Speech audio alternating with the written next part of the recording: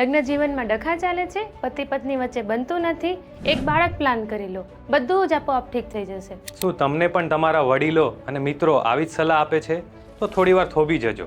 એક ગાયનેકોલોજીસ્ટ તરીકે કહું છું કે બાળક ઘરમાં ખુશીઓ તો જરૂર લાવે છે, પણ એની સાથે સાથે રાતના ઉજાગરા અને શારીરિક અને હોર્મોનલ બદલાવ પણ લાવે છે.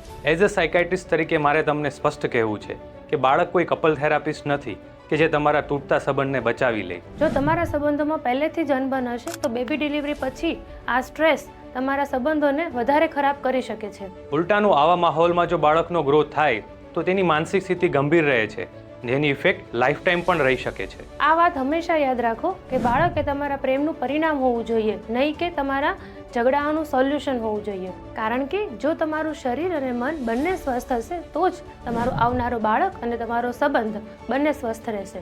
જો તમારા સંબંધોમાં ખટાશ, અનબન કે તણાવ હોય તો પહેલા એને દૂર કરો, પછી જ પ્રેગ્નન્સી પ્લાનિંગ કરો. એટલે જ અમે ગાયનેક અને સાયકાઇટ્રીના કમ્બાઇન કન્સલ્ટેશનમાં માનીએ છીએ. આ રીલ એવા કપલને શેર કરો કે જે આનાથી સફળ થઈ રહ્યા હોય.